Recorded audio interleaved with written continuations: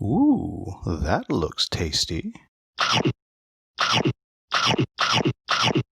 Welcome folks, Today the Hungry Gamer is back with another how to play video, and today we are learning how to play Hogs of War, the miniatures game. Now if you're only looking for a quick overview and my thoughts on the game, you're going to want to check out the preview video that is linked in the description, and if you're interested in getting your own copy of the game, there's also a link to that in the description as well. Now let's jump right into how you play this game. So the first thing that you're going to need to do is each player is going to need to collect all of the miniatures in their color.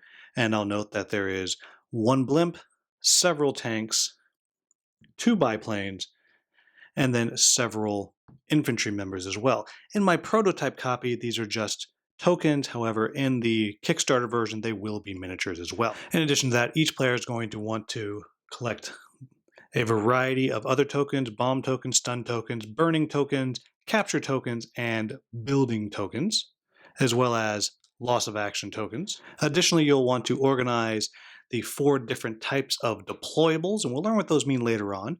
But for your reference, you have pillboxes, minefields, anti-aircraft guns, and artillery. You will want to separate out all of your different dice that you'll need for the game. Make sure you grab your first player token. For this, I'll be using the first player coin from the Hogs of War card game. Each player will also collect their base, and you'll see right now I have a headquarters already on the base, and in addition to that, there are a bunch of other buildings that you will be able to build into your base as well. Each player will get those. Each player then collects all the tokens that you'll need to pilot all of your flying vehicles, separate out all of the damage tokens, and then organize your cards. For this, you're going to have upgrade cards for infantry, upgrade cards for flying vehicles, and upgrade cards for land vehicles. In addition to that, you will have your blimp airship cards and your secondary objective cards. And you're going to put all of those to the side, with the exception of the secondary objectives, which will stay next to the board. All of the rest will be available to all players during the game at various times. The next thing that you're going to do is you're going to check the campaign book, decide what scenario you're playing, and you will set up your game board. Now, you can't see the entire game board here because it's not necessary to learn how to play, but just so you have an idea, this is the rough size of the game board. And to set it up, the campaign guide will tell you where the different terrain goes. Terrain is broken down to mountains, water, sometimes you will also have roads, which are on the other side, forests, and then you have various capturable things on the board. In this case, we have swill pumps and then objectives. The final thing each player needs to do is make sure that they have all of their various unit cards on their side of the board. And these include 5 different types of infantry, 1 type of tank, and 2 cards for flying vehicles as well. And once you've collected all of your units, you'll want to set them up next to the board in a pattern something like this. You'll want to make sure that only the grunt and any other units that have been unlocked by the buildings in your base are flipped over to start. Once all that is done, you are ready to begin the game. The next thing you'll do is you'll check the campaign guide for the initial base setup. And so what that's going to do is that is going to tell you where each player will set their base on the map. And while this is not where it would be set in an actual game, just for the moment I will set 1 there and 1 over here. Now those small tokens represent this whole map right here. Now we're going to talk a little bit more about this later on, but just understand that each of those represents this entire base here. The next thing that you will check the campaign guide for is, what does each player start with? In general, each game will tell you to start with your headquarters and then 1 or more other units to start the game. For the moment, we'll just pretend that it said to start with the barracks. And as you play the game, you'll slowly be building out your base. Each thing that you put into your base gives you access to either more swill is the currency of the game, a higher unit cap, or will unlock other units, or give you the ability to upgrade units that you already have. And again, we'll talk about that more later on in this video. Additionally, the initial setup will tell you how many, if any, units you start the game with. Finally, the campaign book will tell you what the main objective is for each individual scenario. In this particular scenario, called Hamburger Hill, there are 3 locations in the center of the map that if you hold them, you'll gain 1 victory point at the end of each turn. Once that is done, you're ready to determine who it is that's going to go first and start the game. The game is played in turns of 5 different phases. And what we'll do now is we'll go through each different phase and give you an idea of how those phases work. The first phase is called the base phase. In the base phase, you'll make sure you have 3 secondary objectives out on the board. This is a time where in later turns, if an objective has been completed, it'll be replaced. And if there is ever a turn where no secondary objectives are completed, you will discard the one furthest to the right and move all the rest of them down and then add 1 new one. Secondary objectives have 2 fulfillment conditions. They have an instant fulfillment, where if you fulfill this top one, in this case, destroy an enemy unit in a forest hex with gun damage, and again, we'll talk about how that's done later on, you would immediately gain 2 victory points, and this card would be discarded. Or there is an over time portion of the secondary objective. In this case, have the most units in forest hex, and in the end phase, that would then be scored, and then the card would be discarded, and in the base phase would be replaced. I will note that while every single card has different objectives to fulfill, all of them have an instant scoring opportunity and one that is scored in the end phase. The next thing that happens is each player is allowed to build 1 new building into their base. Now, you don't have to pay for each building, however, each building may have a cost or benefit associated with it. In the made-up scenario I mentioned earlier, we started the game with a headquarters and a barracks. However, in this phase, you would then get to build another building, again, of your choice.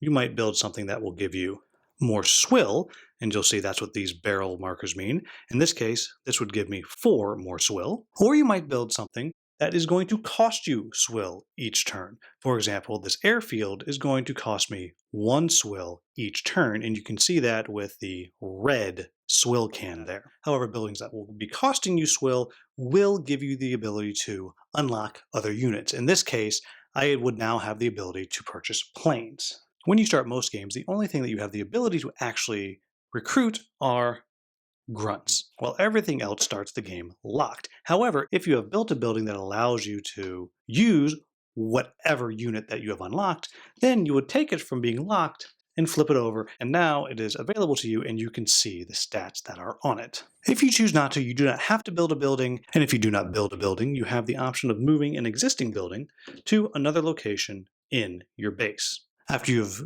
completed your base for the turn, you find out how much swill you are earning. In this case, I'm earning 2 for swill, and I have a cost of 1, so I would gain 3. However, also out on the map, there are these various swill pumps, which if you happen to control, and I will tell you how to do that in a later phase, you would also earn that swill. So if I happen to control this swill pump, I would gain 2 for 6 swill, but I would lose 1 for my airfield, so I would gain 5. At no time can you ever have more than 12 swill on any given turn. The next phase of the game is the aerial action phase.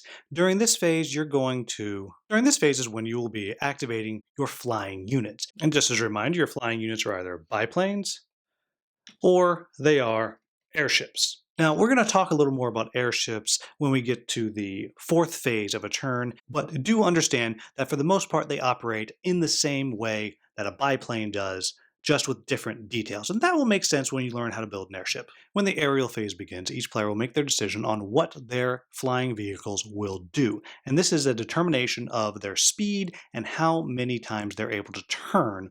In order to keep the maximum chaos of the game, each player will determine what their flying units are doing behind a screen.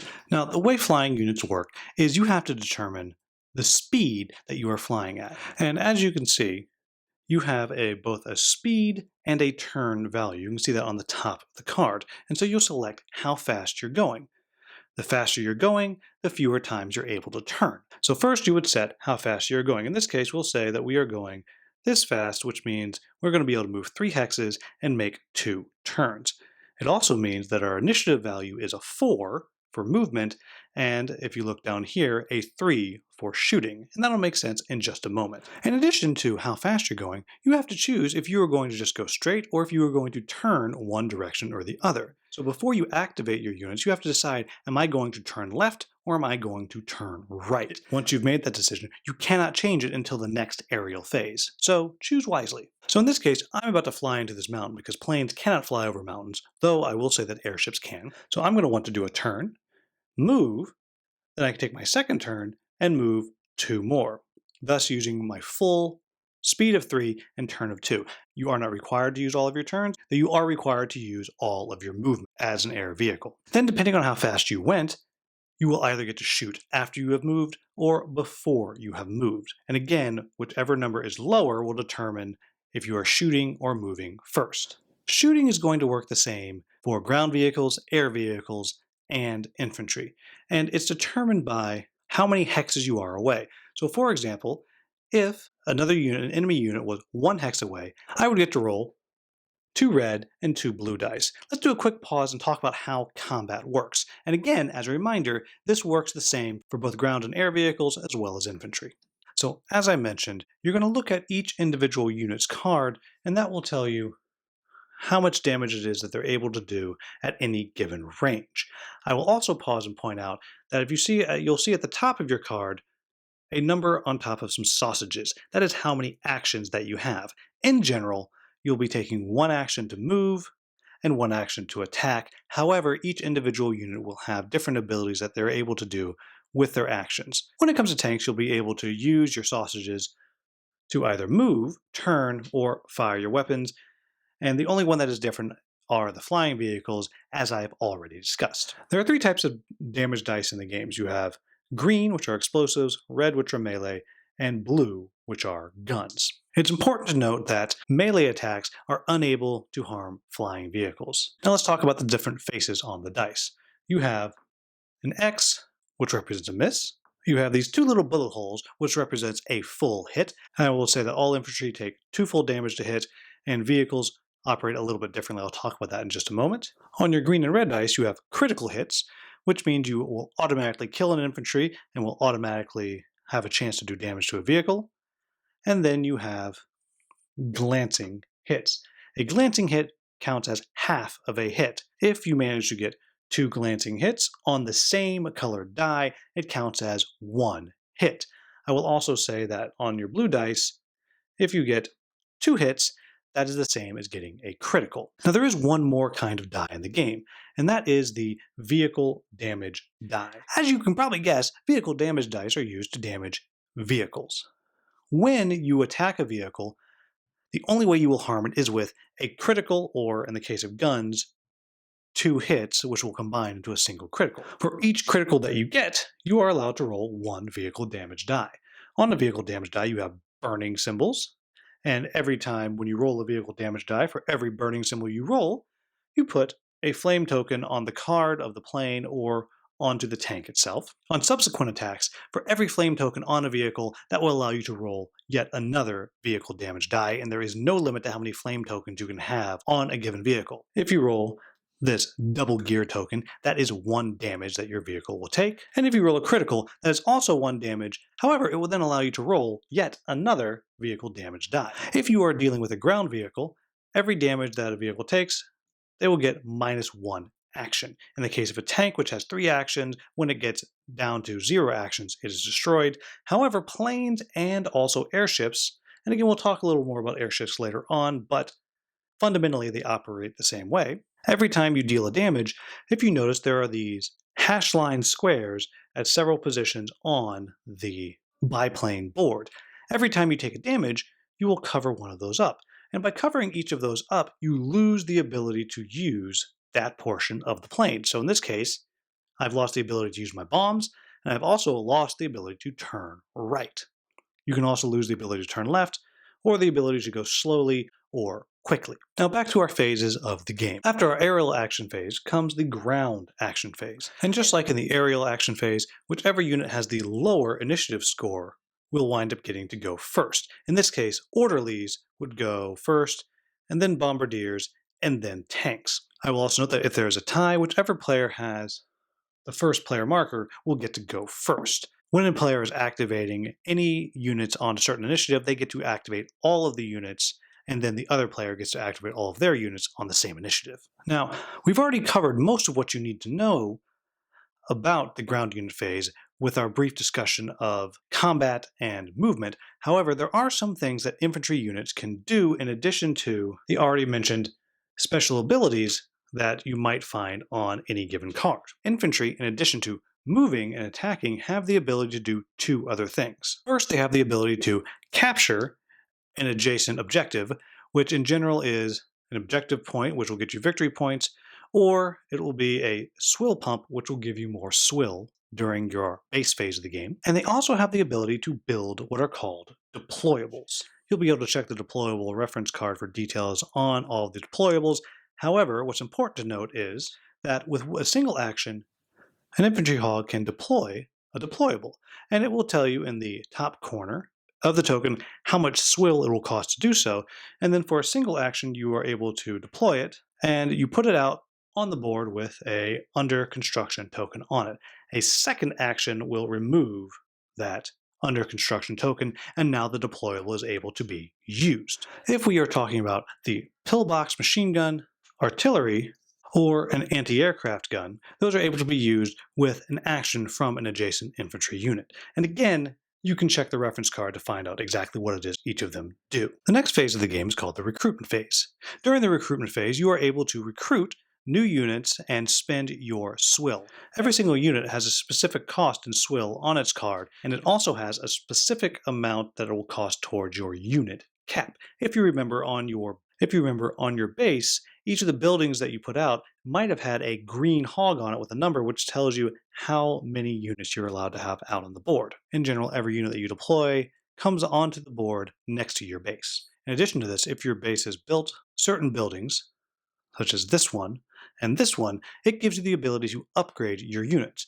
This one here lets you upgrade infantry, and this one over here allows you to upgrade vehicles. What upgrades do is, as you can guess, they improve your existing units.